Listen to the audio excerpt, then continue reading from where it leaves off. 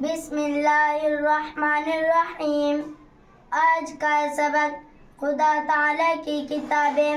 سوال نمبر 1، اسلامی عقائد میں بتایا گیا ہے کہ قرآن مجید 23 برس میں اترا، اور قرآن مجید میں خدا تعالیٰ نے فرمایا ہے شہر رمضان الذی انزل فیہ القرآن، یعنی رمضان کا مہینہ وہ مہینہ ہے جس میں قرآن مجید نازل کیا گیا۔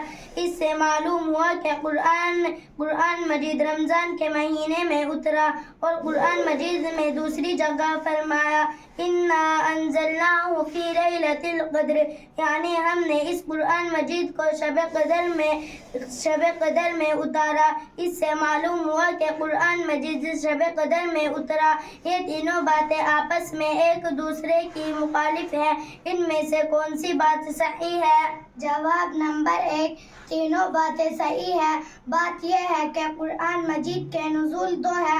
اول یہ کہ پہلے تمام قرآن مجید کی ایک ہی مرتبہ لوح محفوظ ہے، آسمان دنیا پہلے آسمان پر نازل کیا گیا۔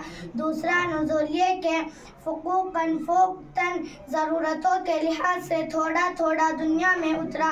بس قرآن مجید کی ان ضرورتوں آیتوں میں نزول سے پہلا نزول مراد ہے کہ رمضان شریف کے مہینے کی ایک رات میں جو شب قدر تھی، لوح محفوظ سے آسمان دنیا پر نازل ہو گیا، اور 23 برس میں نازل ہونے سے دوسرا نزول مراد ہے کہ آسمان دنیا سے حضور رسول کریم صلی اللہ علیہ وسلم پر 23 سال میں نازل ہوا۔ بس یہ تینوں باتیں آپس میں مخالف نہیں بلکہ تینوں صحیح ہے۔ سوال نمبر 2، قرآن مجید کے نزول کی ابتدا کہاں ہوئی، یعنی کس جگہ پر قرآن مجید اترنا شروع ہوا؟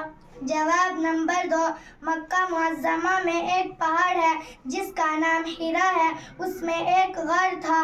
حضور رسول کریم صلی اللہ علیہ وسلم اس غار میں خدا تعالیٰ کی عبادت کرنے کے لیے تشریف لے جاتے تھے، اور کئی روز تک اس میں رہتے تھے۔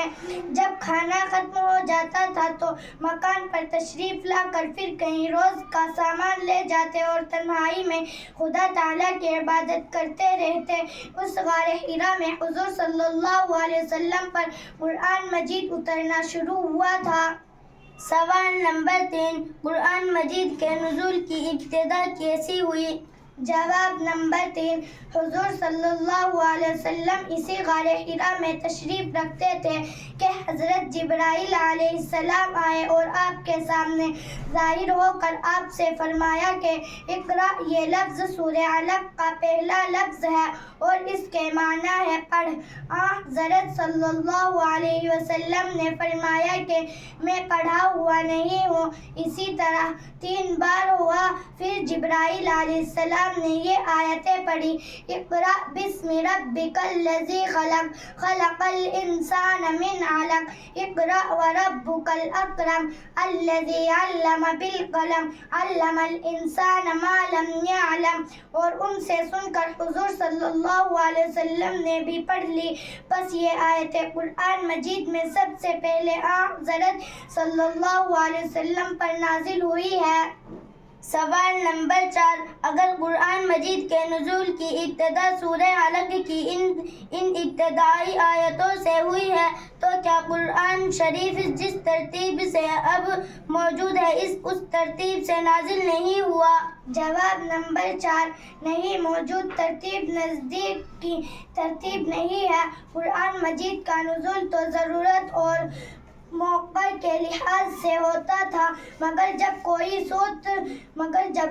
صورت اترتی تھی تو حضور رسول کریم صلی اللہ علیہ وسلم بتا دیتے تھے کہ اس صورت کو فلاں صورت کے بعد اور فلاں صورت سے پہلے لکھ لو، اور جب کوئی آیت یا آیتیں نازل ہوتی تھی تو حضور صلی اللہ علیہ وسلم فرما دیتے تھے کہ اس آیت یا ان آیتوں کو فلاں صورت کی فلاں آیت کے بعد اور فلاں آیت سے پہلے پہلے لکھ لو. بس اگرچہ قرآن مجید کا نزول تو موقع اور ضرورت کے لحاظ سے اس موجودہ ترتیب کے خلاف ہوا ہے، لیکن یہ موجودہ ترتیب بھی حضور انور صلی اللہ علیہ وسلم کی بتائی ہوئی ہے اور حضور صلی اللہ علیہ وسلم کے ارشاد اور حکم کے موافق قائم کی ہوئی ہے.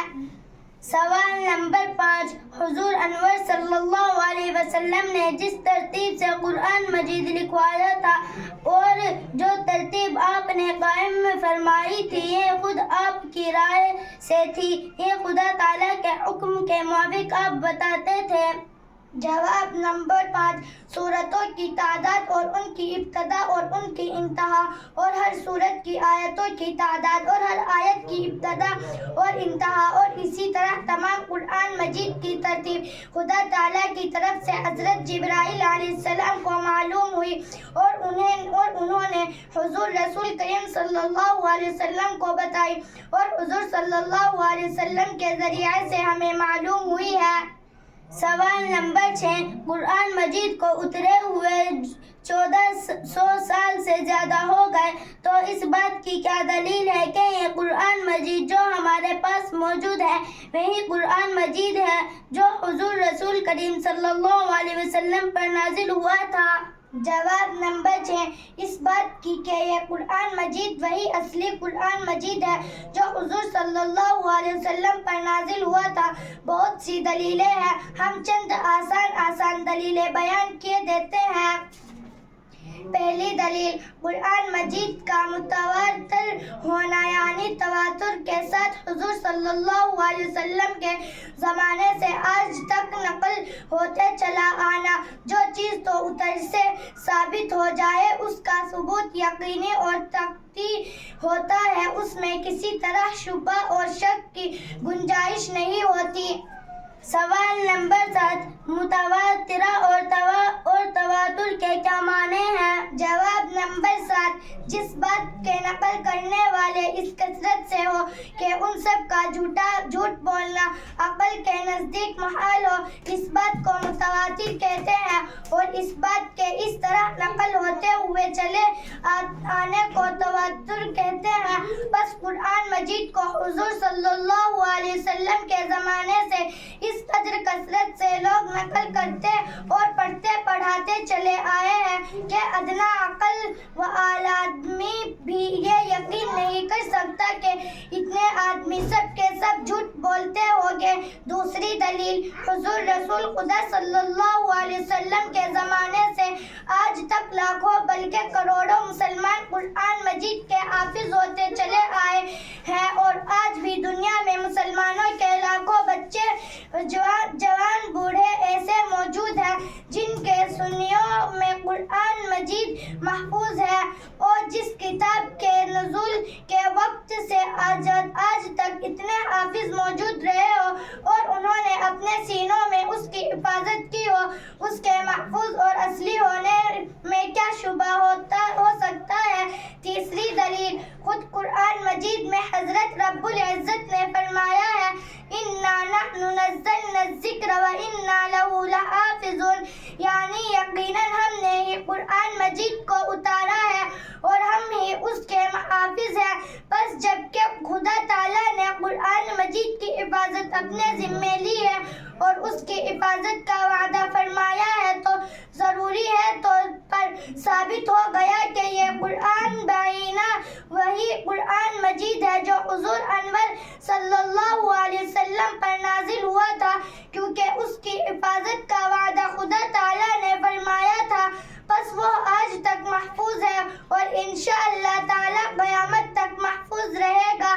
چوتھی دلیل، قرآن مجید نے اپنے نزول کے وقت جو دعویٰ کیا تھا کہ اس جیسا کلام کوئی شخص نہیں بنا سکتا، یہ دعویٰ آج تک اس قرآن مجید کے متعلق صحیح رہا، کیونکہ جو قرآن مجید آج موجود ہے اس کا مثل یعنی نہ کوئی شخص بنا سکا، نہ بنانے کا دعویٰ کیا، نہ بنا سکتا ہے، نہ بنا سکے گا.